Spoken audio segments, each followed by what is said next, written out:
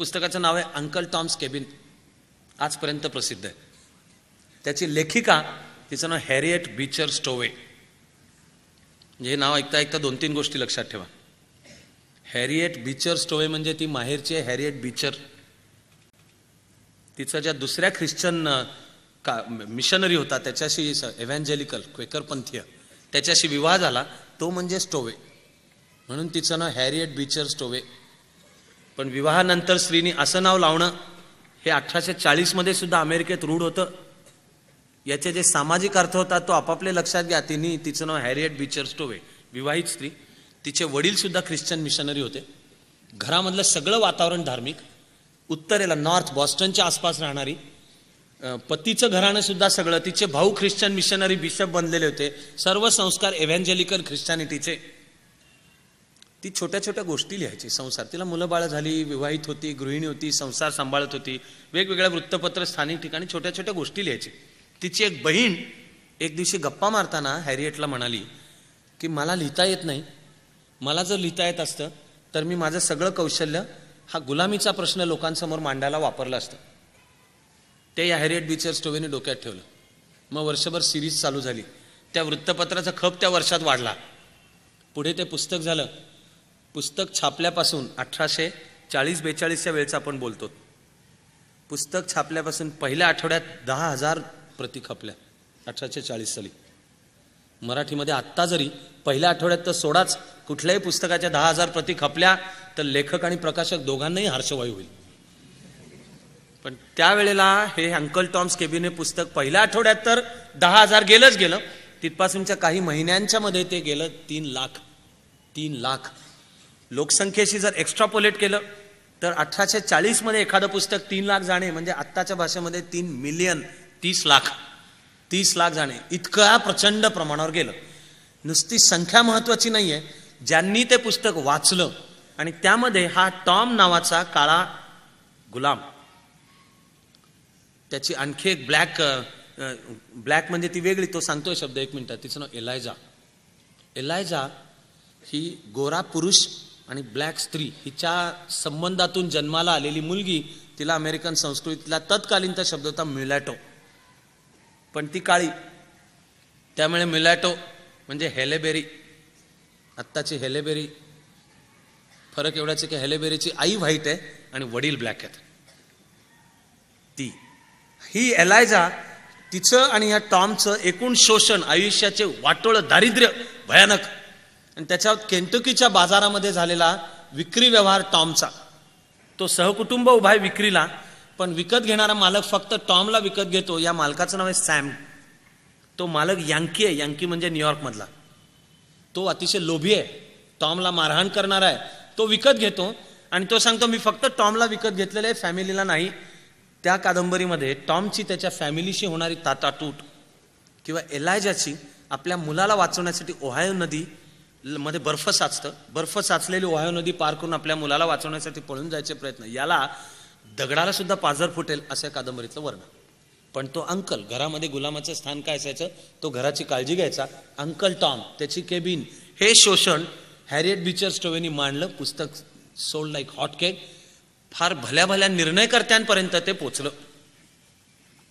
Abraham लिंकननी, तो खासदार झाल्यानंतर सिनेटमध्ये जेव्हा गुलामीच्या प्रश्नावरचे डिबेट आले त्यावेळेला ही जी सेक्रेटरिएट म्हणजे लेजिस्लेचरची लायब्ररी आहे, त्या लायब्ररीत जाऊन मुद्दाम हे पुस्तक घेतल्याचे रेकॉर्ड आहे.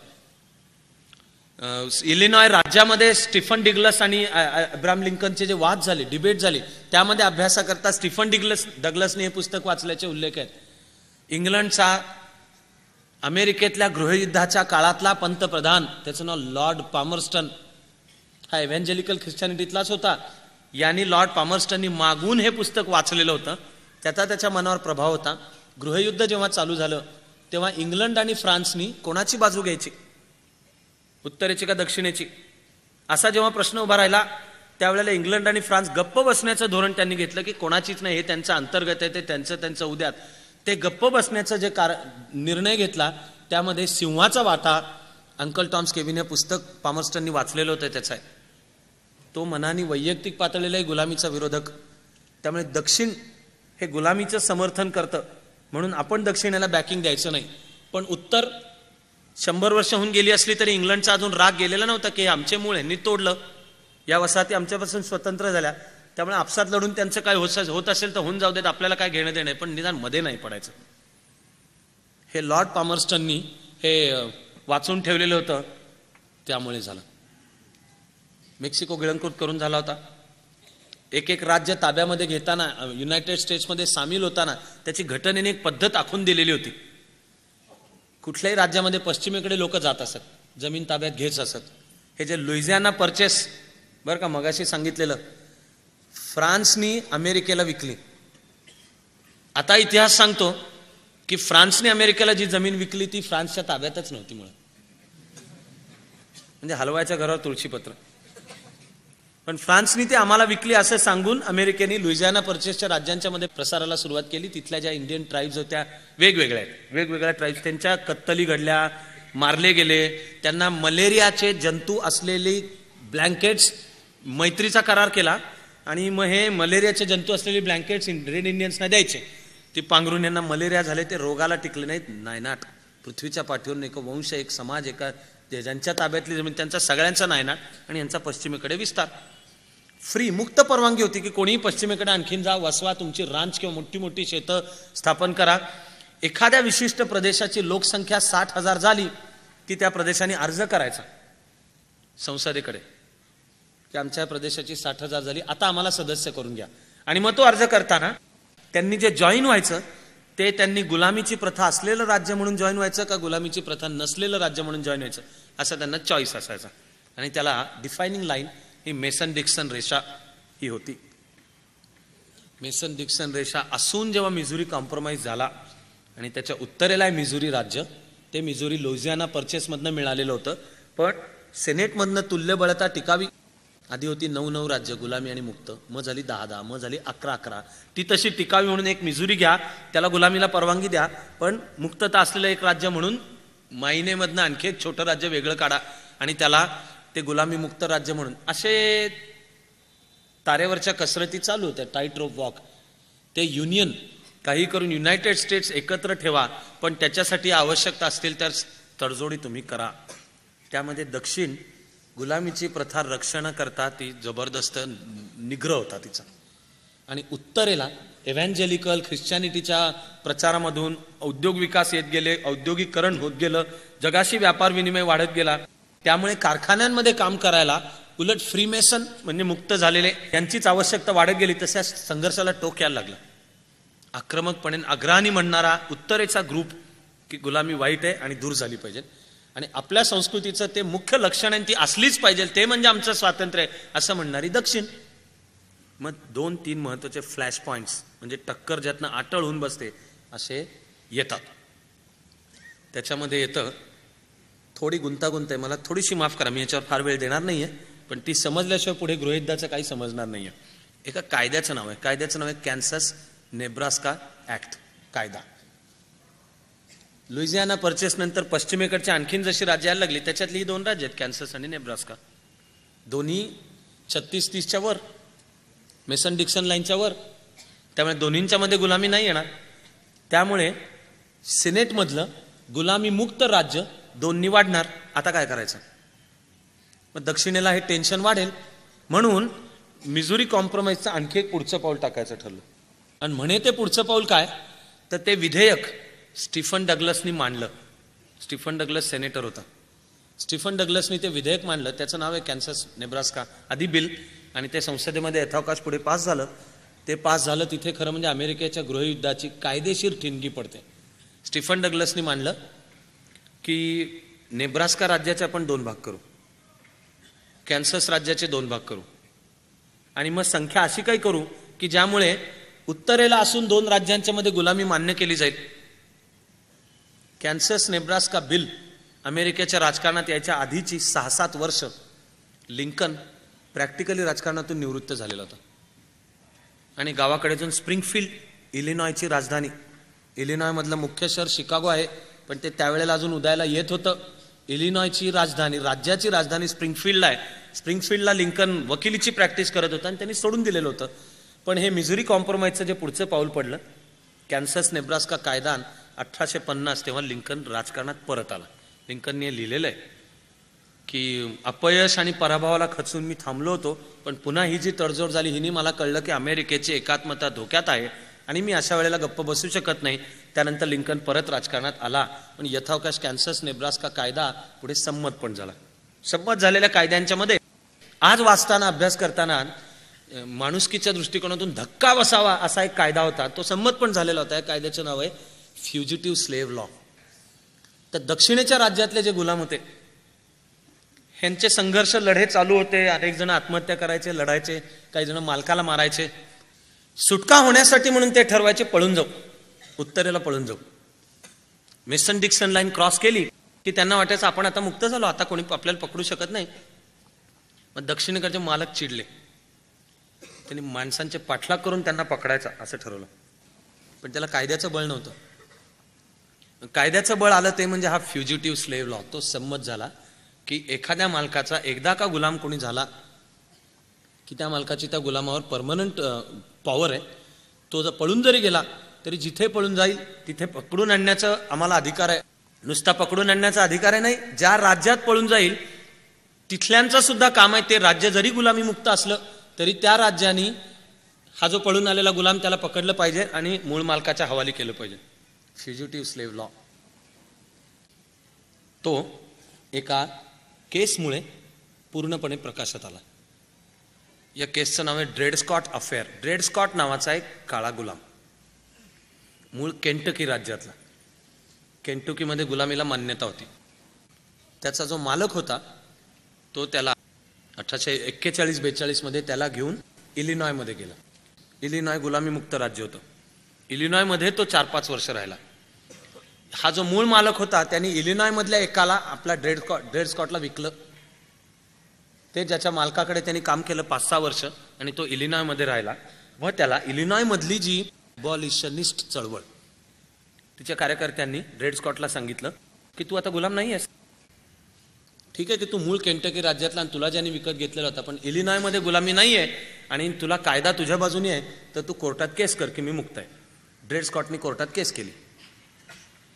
सर्व कोर्टांनी निर्णय ड्रेड स्कॉटच्या विरुद्ध दिला. ही केस ड्रेड स्कॉटनी अमेरिकेच्या सुप्रीम कोर्टाला, नेमका शब्द आहे फेडरल कोर्ट, तिथपर्यंत नेला. त्यांचा जो मुख्य न्यायाधीश रॉजर टॅनी त्याच्यापर्यंत ड्रेड स्कॉट केस पोचली. त्यावेळेला 1857 साल मार्च 1857 मध्ये अमेरिकन सुप्रीम कोर्ट म्हणजे फेडरल कोर्टनी मुख्य न्यायाधीश रॉजर टॅनीनी निकाल दिला ड्रेड स्कॉट केसमधला. ड्रेड स्कॉट केसमध्ये निकाल देताना जर हे न्यायाधीश रॉजर टॅनी म्हणाला असता की ड्रेड स्कॉटच्या बाजूने आहे अथवा विरुद्ध आहे, तर त्यांनी फार घोळ झाला असता असं नाही. पण ड्रेड स्कॉट केसमध्ये निकाल देताना अमेरिकन फेडरल कोर्टाने 3-4 घटनेच्या मुद्द्यांच्यावर, राज्यघटनेच्या मुद्द्यांच्यावर आपला निर्णय दिला. कोर्टाने जे इश्यूज फ्रेम केले त्याच्यात कोर्ट म्हणलं मला निकाल कशावर द्यायचा आहे, तर पहिलाच प्रश्न सुप्रीम कोर्टाने उपस्थित केला की ड्रेड स्कॉट निग्रो आहे, ब्लॅक, त्याला कोर्टात दाद मागण्याचा हक्क आहे का. आणि कोर्टात दाद मागण्याचा हक्क याचा अर्थ आहे की तो अमेरिकन घटनेमध्ये जे all men are born equal, ते all men are born equal ते मेन माणूस याच्या व्याख्येत तो बसतो का. आणि कोर्टाने मग निकाल देताना सांगितलं 1, 2, 3, 4, 1 ड्रेड स्कॉटला कोर्टात येण्याचाच अधिकार नाही. का. फाउंडिंग फादर्स मूळ राज्यघटनेत ऑल मेन आर इक्वल जरी म्हणलेलं असलं तरी त्या ऑल मेन मध्ये ब्लॅक्स नाहीत, निग्रो नाहीत. हा निकाल देताना कोर्टानेही सांगितलं की मिझुरी कॉम्प्रोमाइज पण चुकीचा आहे आणि कॅन्सस नेब्रास्का ऍक्ट पण बेकायदेशीर आहे. कोर्टाच्या म्हणण्याचा अर्थ हा आहे की 36-30 अक्षांशावर सुद्धा ही मेसन डिक्सन लाईन जी होती ही पण बेकायदेशीर आहे. त्याच्या दक्षिणेला गुलामी चालेल आणि उत्तरेला गुलामी चालणार नाही, यापैकी उत्तरेला गुलामी चालणार नाही हे म्हणण्याचा सुद्धा हक्क नाही. म्हणून सगळंच कृत्य लॉक स्टॉक अँड बॅरल घटनाबाह्य आहे. हा ड्रेड स्कॉट केसचा निकाल आला आणि अमेरिकेमध्ये प्रचंड खळबळ माजली. गृहयुद्धाच्या दिशेने जी ही शेवटची 2 पावलं आहेत त्यातला ड्रेड स्कॉट केसमधला निकाल. त्या निकालानंतर उत्तरेचे विशेषतः एव्हॅन्जेलिकल परंपरेतले जे काही कार्यकर्ते होते हे भयंकर अस्वस्थ झाले. या अस्वस्थ झालेल्यांमध्ये एक होता जॉन ब्राऊन नावाचा अत्यंत धर्मश्रद्ध असा धर्मगुरू. जॉन ब्राऊनची फॅमिली खूप, त्याला 18-19 मुलं होती, मोठी फॅमिली होती, अत्यंत धर्मश्रद्ध तो, आणि ब्लॅक्सना मदत केली पाहिजे, ब्लॅक्सना मुक्त केलं पाहिजे याच्यासाठी काम करणारा माणूस. ड्रेड स्कॉट केसमधला निकाल आला, आणि खरं म्हणजे वाटायला एक छोटीच घटना त्यावेळेला अमेरिकेच्या संसदेत घडली, ती म्हणजे गुलामी मानणारा एक खासदार होता, त्याचं नाव बटलर. या बटलरनी संसदेचं अधिवेशन चालू असताना जो गुलामीचा विरोधक असलेला व्हिग पार्टीचा चार्ल्स समनर नावाचा खासदार होता, याला जाऊन एक वेताची छडी घेऊन संसदेमध्ये तुडवला त्याला. तुम्हाला बरं वाटलेलं मला दिसून आलेलंच आहे की चला त्यांच्याकडे असं असतं, म्हणजे आजपासून 100, 125, 150 केव्हा तरी वर्षांनी आपलंही सगळं नीट होईल अशी आशा बाळगायला काय हरकत नाहीये. बटलरनी जाऊन तू गुलामीचा विरोधक आहेस काय, चार्ल्स समनरने एक विधेयक आणलेलं होतं, चार्ल्स समनर बिल असंच त्याचं नाव होतं, आणि त्यामुळे दक्षिणेकडच्या राज्यांना त्यांच्या गुलामीच्या हक्काला बाधा पोचणार होती.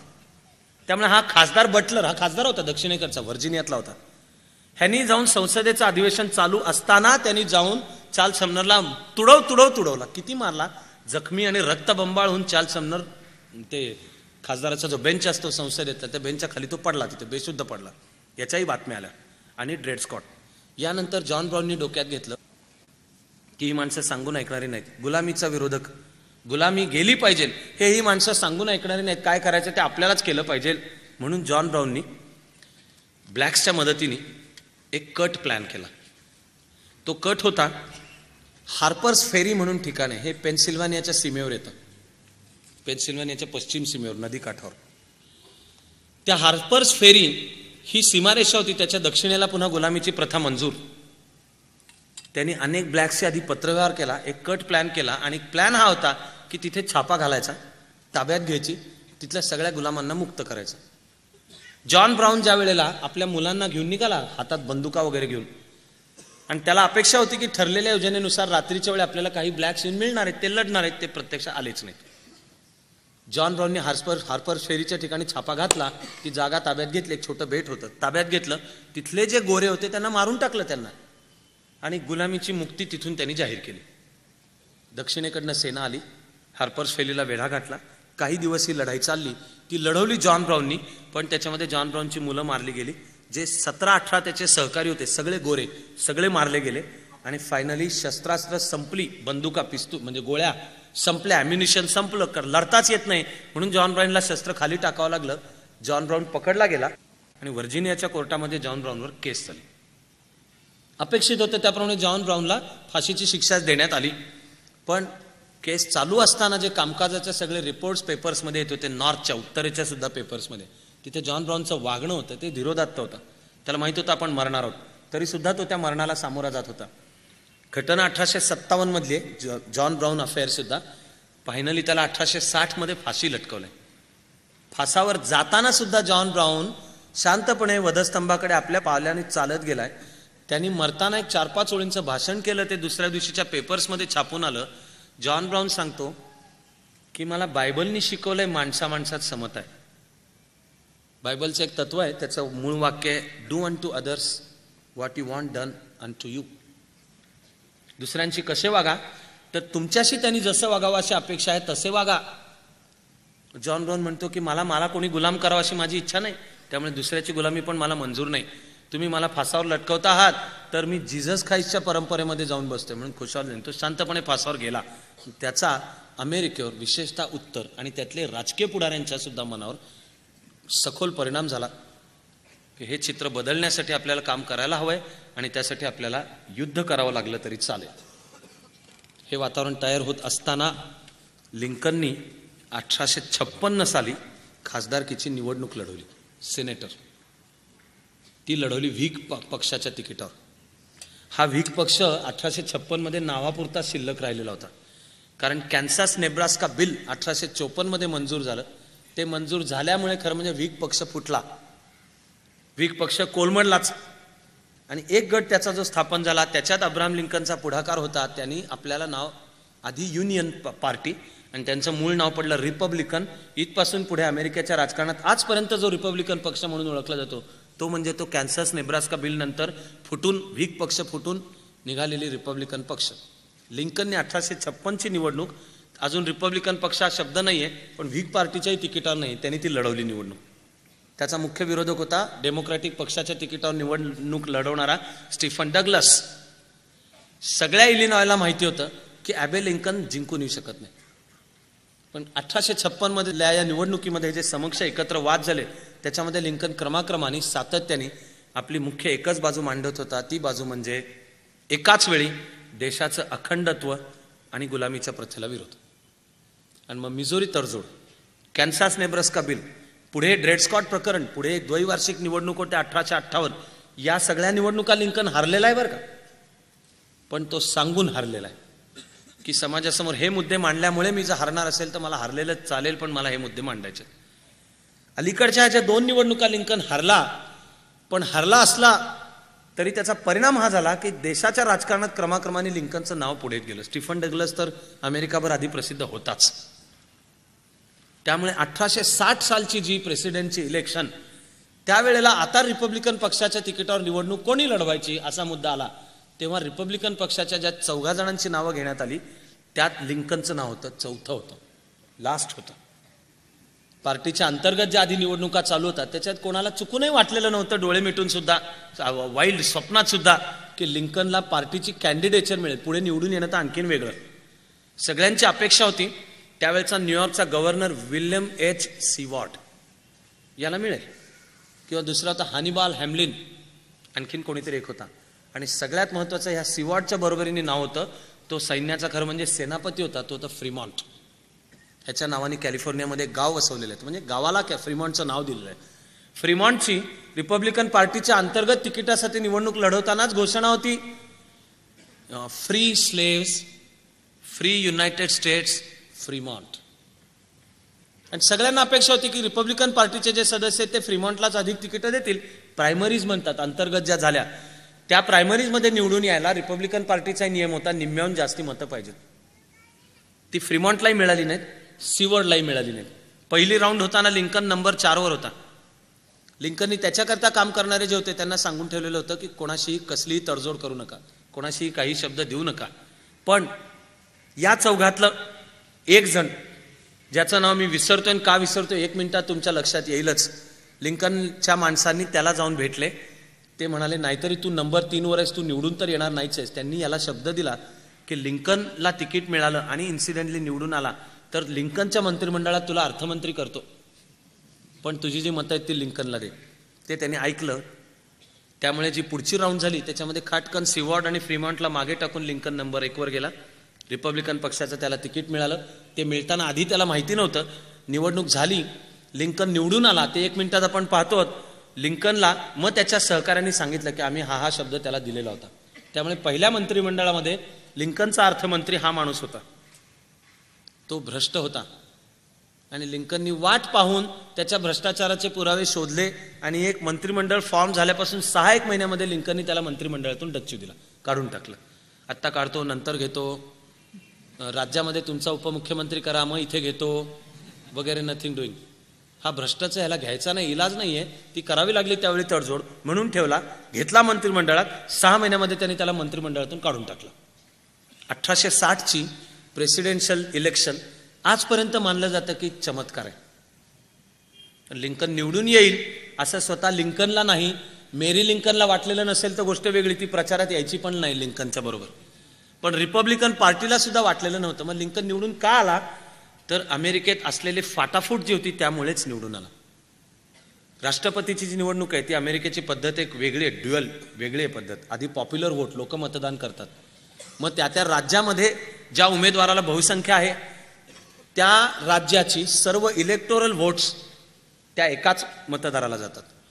1860ची जी निवडणूक झाली ती जर पाहायला गेलं तर लिंकनचा जो प्रतिस्पर्धी उमेदवार होता डेमोक्रॅटिक पक्षाचा, याला नेट मतं लिंकनपेक्षा थोडी जास्त आहेत.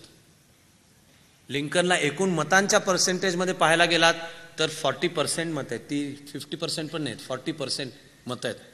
पण इलेक्टोरल कॉलेज हे जर पाहायला गेलात तर लिंकनला मतं येतात 182 इलेक्टोरल कॉलेजची निवडून येण्यासाठी आवश्यक होती 150. ही जादू कशी काय झाली? ही जादू झाली कारण फुटलेली जी व्हीक पक्ष होता तो रिपब्लिकन नावाने एकत्र आला आणि एकत्र आणि पॉवरफुल असलेला जो डेमोक्रॅटिक सिटिंग प्रेसिडेंट डेमोक्रॅटिक होता बुकॅनन, पण डेमोक्रॅटिक पक्षाचा कॅन्डिडेट हारला कारण डेमोक्रॅटिक पक्ष फुटला. ऐन निवडणुकीच्या उंबरठ्यावर डेमोक्रॅटिक पक्ष फुटला. ऐन 1860च्या निवडणुकीच्या उंबरठ्यावर उमेदवार निवडण्यासाठी चार्ल्स्टन म्हणजे व्हर्जिनियातलं चार्ल्स्टनला डेमोक्रॅटिक पक्षाचं अधिवेशन भरलं आणि दक्षिणेचे डेमोक्रॅट आणि उत्तरेचे डेमोक्रॅट यांच्यात मतभेद झाले.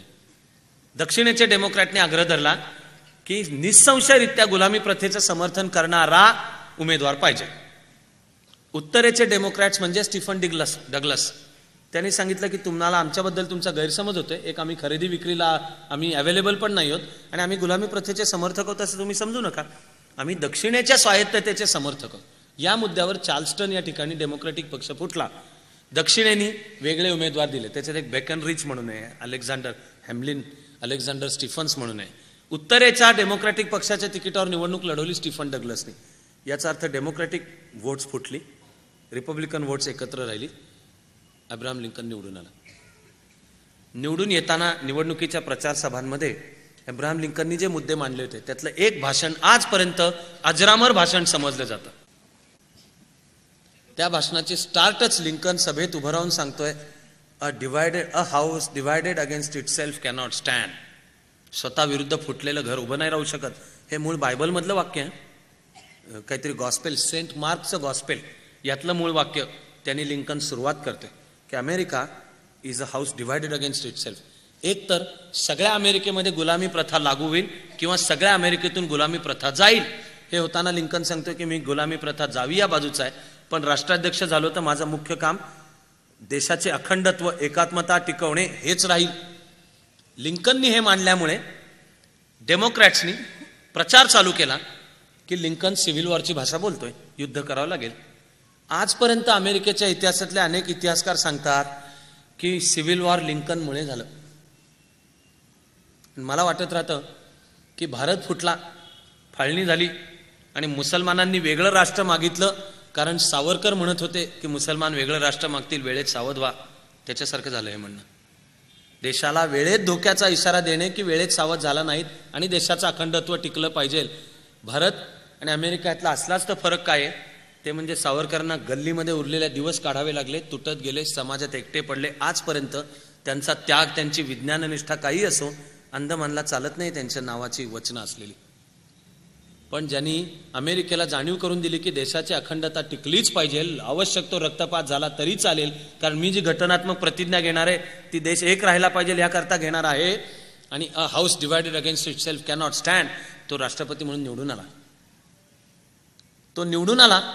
पुन्हा अमेरिकन राज्य पद्धतीचं वैशिष्ट्य आहे की निवडणूक नोव्हेंबरमध्ये होते पण राष्ट्रपतीचा प्रतिज्ञाविधी मार्च, त्यावेळेला तर एप्रिलमध्ये व्हायचा. त्यामुळे निवडणूक झाली नोव्हेंबर 1860. त्याचा शपथविधी आणि अधिकृतरित्या राष्ट्रपती म्हणून कामाला सुरुवात होणार मार्च एप्रिल 1861 मध्ये. ह्याच्या मधल्या 4 महिन्यांच्या मध्येच अमेरिका फुटली.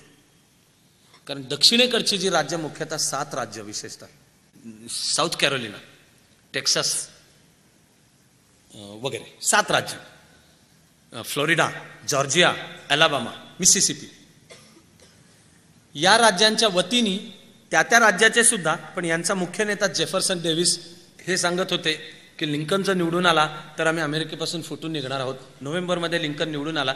डिसेंबरमध्ये पहिलं राज्य साऊथ कॅरोलिना फुटलं. साऊथ कॅरोलिनाच्या पाठवात खाड मी मगाशी सांगितलेले राज्य Mississippi, Florida, Georgia, Alabama, Tennessee आणि लुइजियाना ही फुटली 7 राज्य. ती नुसती नाहीत फुटली तर ती 7 राज्य एकत्र आली. त्यांनी आपलं कॉन्फेडरेशन बनवलं. लिंकनचा शपथविधी व्हायच्या आधी दक्षिणेच्या या राज्यांनी आपली राज्यघटना सुद्धा तयार केली आणि त्यांचा राष्ट्राध्यक्ष म्हणून वेगळं राष्ट्रगीत, वेगळा राष्ट्रध्वज, वेगळी राष्ट्रीय धोरणं, वेगळी सत्ता, जेफरसन डेव्हिसचा शपथविधी सुद्धा झाला. हे लिंकन पाहत होता आणि लिंकननी शब्द देऊन ठेवलेला तर आपल्या लोकांना, जे वॉशिंग्टनमध्ये जाऊन तयाऱ्या करत होत्या की गुलामीच्या प्रश्नावरही कुठलीही तडजोड करायची नाही. लिंकन 2 वाक्य सातत्याने सांगत होता की मला देश एक ठेवायचा आहे लिंकन सांगत होता, गुलामी गेली पाहिजे पण मी तुमच्यावर गुलामी काढणं लादणार नाही आणि शस्त्र पहिल्यांदा मी उचलणार नाही.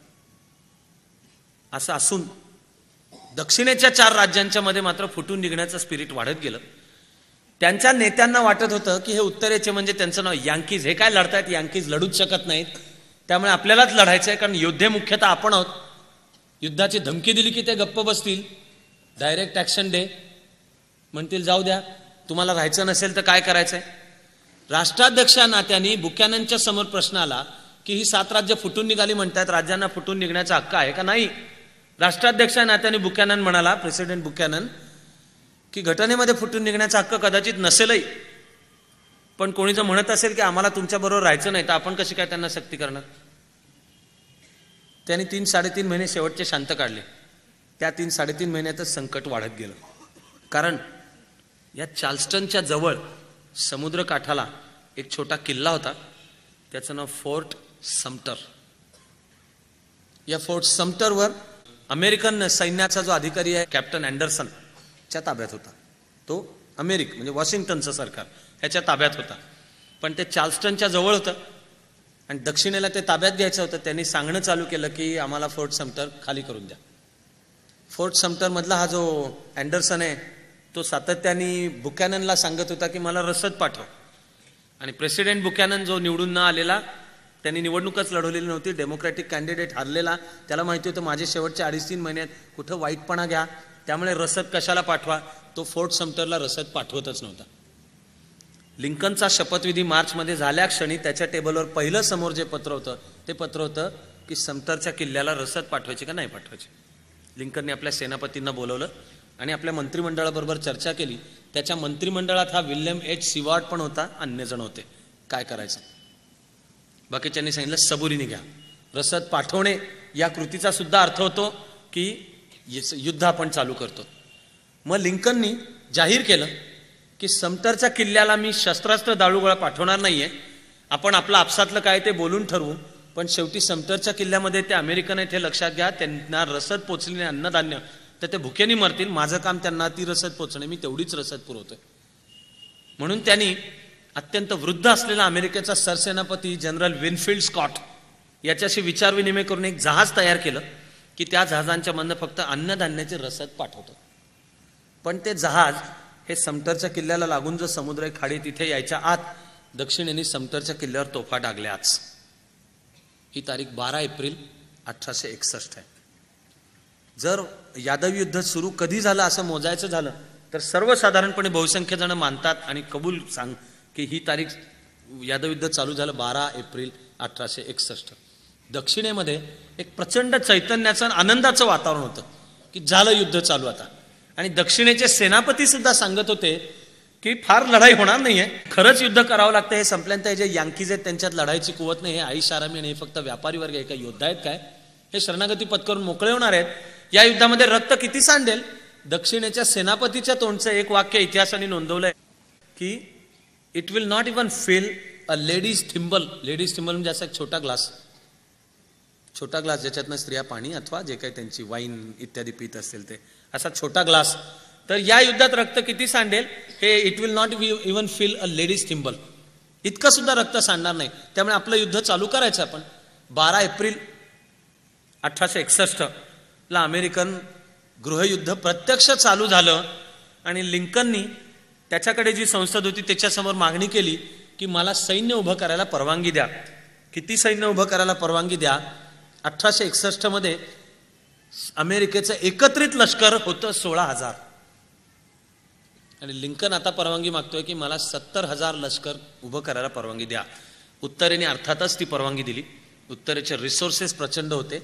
जाहीर मांडल्यानंतर उत्तरेला आधीच्या चळवळीमुळे जी पार्श्वभूमी होती त्यामुळे 70,000 काय 3 लाख जणांनी नावं नोंदवली की आम्हाला सैनिक म्हणून एनलिस्ट, आम्हाला सैनिक म्हणून दाखल व्हायचं आहे. आणि युद्धाला तोंड फुटलं. आणि लिंकन आणि जेफरसन डेव्हिस यांच्या नेतृत्वाची शैली, निर्णय घेण्याची जी पद्धत होती, व्यक्तिमत्वातला तोल, त्याला मी समर्थ रामदासांच्या कृपेने एक असामान्य शब्द वापरू इच्छितोय. तो शब्द आहे साक्षेप. पर्स्पेक्टिव्ह आहे, बॅलन्स आहे घटनांकडे बघण्याचा. युद्धाचे चढउतार पुढची 4 वर्ष चालू होते.